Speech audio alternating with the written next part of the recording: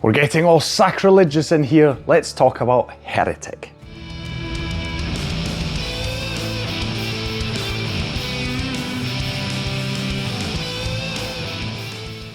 Hi, my name's Stu and welcome to another review video on Flying Wiener. Now, we're not talking about Warhammer 40k and those heretics, no, not at all, but that is certainly the context in which I hear and read and see this word the most in.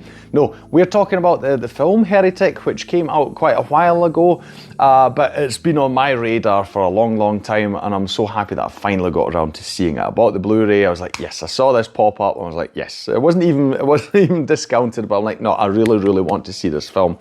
Remember that, and so I just went and got it, yes. Mainly because of Hugh Grant, because I think Hugh Grant's a great guy. I see him writing things on social media as well. He seems to be a guy who's at least got his mind and heart in the right spot. You know, he seems to care about politics and just human beings in the correct way, in my opinion. You know, being empathetic, even as a guy who definitely will never have any money troubles, you know, that he still looks out for for us regular people. You know, that's at least the impression I get of him. You know, whether that's the case is a different thing entirely, but I also enjoy him on the screen, right? I really loved him in The Gentleman, for instance. I thought he was hilarious in that film. I just enjoy seeing him in whatever role he's in.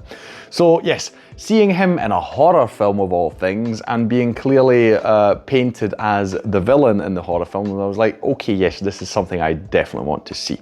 And the name Heretic also implies religious undertones, which is something I'm also interested in. Full disclosure, I am not religious myself. I personally don't see the need why people need religion. If you are religious, you can be that, that's fine. I don't see the need for it, especially nowadays. You know, I mean, nowadays we can explain so many things, and especially I feel that you can have a moral code without it being tied to religion. But that's just my opinion. Like I say again, if you are religious, that's absolutely fine. Just don't shove it down my throat. And I won't shove my non-religiousness down your throat either. That being said, I do enjoy films and books and stories, etc., that just discuss things like theology and religion, and, you know, how they came to be, or why we need them, or which one's right, which one's wrong. Is there any of them right or wrong? You know, all these kind of things. And that is at the very center of this film. But let's talk about the story before we get too deep into it. We are focused on two sisters in the Mormon church, or of the Mormon faith, if you like. Their names.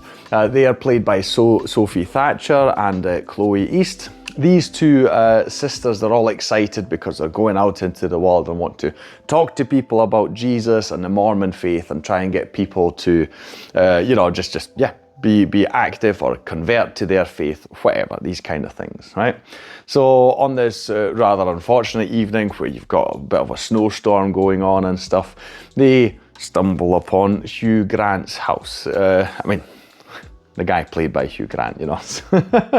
It's not Hugh Grant playing himself in the film, just to clarify that. So they come to this house, this guy opens it, and they're delighted to learn that he is a religious person. He invites them in, he wants to, you know, talk to them about things as well, and discuss various theological topics. And things evolve from there. It's really hard not to talk about this film in without spoiling it, but I'm still going to try and do that, because I'm not really going to tell you much more about the story because of that, because that's more or less what I knew. I mean, even the images that you got, you're like, okay. I mean, I didn't realize that it's so heavily focused on religion, as in our two protagonists are very religious themselves, and that is literally what they are there for, right? But yes, so this seemingly harmless talk about theological topics and opinions and stuff like that, it does kind of escalate, but in a very strange way, because I mean, from the start you really get a very creepy atmosphere in this house. It's a very large house. It's not overly lit, you know, it's very dimly lit. And Hugh Grant's character, I mean, he's got a really welcoming personality, his voice and just how he talks. He's like, oh yes, no, we're here, let's talk, and everything's fine, and everything's nice, etc. As a viewer, and we see from the get-go, our characters, they immediately feel uncomfortable, you know, and we're also like, okay, something's going on here. We don't know what, you know, you're like, something is going on here. And it goes from there, right? It goes from there. There's so many things. It's really a fascinating thing. So as I can't talk about the details themselves, I'll just talk about just, you know, the sort of the overarching things that I really enjoyed about this film. Like I said, I enjoy theological debates in the sense of, you know, especially in this film, a main thing here is well, the Mormon faith, of course, because these two are of the Mormon faith. And the one little snippet I'll give is also about what came before that. Did something come before that? Which faith could be the correct one, etc. Yeah, you're constantly guessing because you're sitting there as well going, okay, so where is this going? You know, where is this, not just the story going, but also the debate going? Because it's a bit interesting, you know, to think about some of these topics. That's the one thing. And it has got a lot of very creepy moments, not in the sense of, you have some, I'll just, you know, if you're a bit queasy about your horror films, because I'd love to show my wife this film, but I feel that one or two scenes, I mean, she doesn't do horror films, she doesn't watch them, but one or two scenes, I was like, maybe I couldn't show her just because of it. You have some slightly gory scenes, right? Slightly gory. So that is something that you have to look out for. But apart from that, it's just a very creepy vibe that goes in. It's a horror that goes underneath your skin a bit more, because again, you have this unsettling feeling for most of the film where you're like, something is wrong here, you know. Why did they not just stand up and run? And you know, you'll have to find answers to that yourself when you watch this film. And that's something I loved. Hugh Grant, like I say, his character is he's just so strange because he's just so delightful and charming and inviting. And at the same time, you're like, yeah, but he's up to something, right? That's the one thing. And then we have the genuine horror aspects of the film. You've got some shots here. I love, again, without spoiling it too much, because obviously I'm not telling you when it happens or whatever. Eyes. Eyes to me are an instrument in horror. I don't know, I remember even as a kid having nightmares of just some monsters just looking at me, not even doing anything to me, just eyes. I think eyes have got such an ability to transmit creepiness and make you scared and stuff like that. And this film uses that in one particular scene so well. I actually immediately rewound it and watched it again. I was glued to the screen like this. I was like, looking at what I was looking at, I was like, oh, that's terrifying. It's really good. Loved that, absolutely. You've got so interesting moments, and you have got some twists and turns in the story.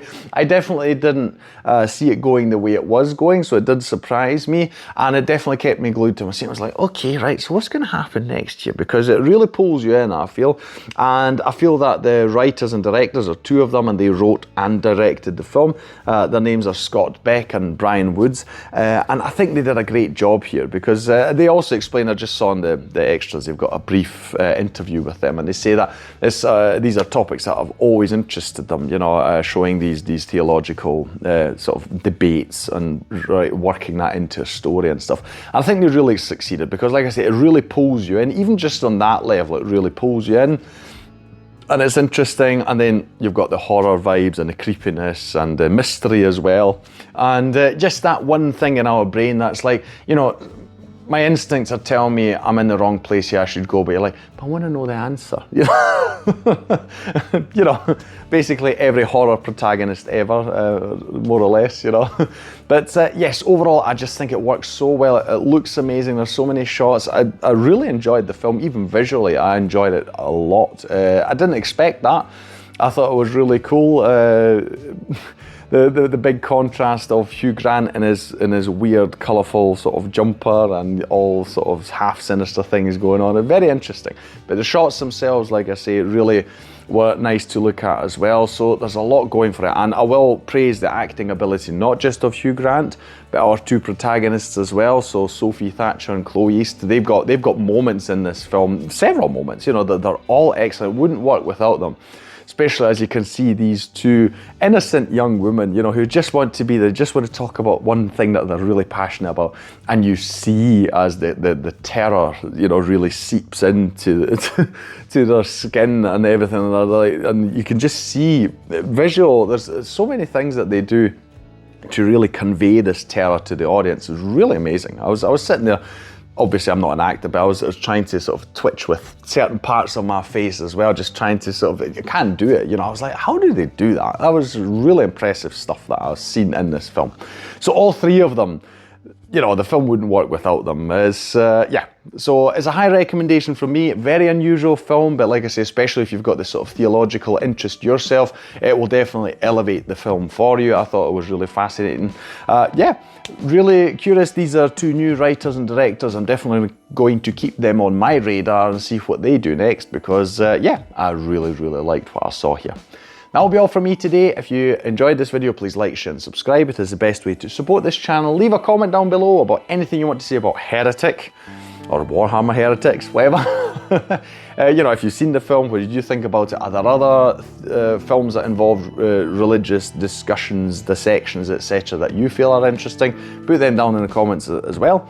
I'll thank you for watching this video, and I'll see you in the next one on Flying Wiener. Take care.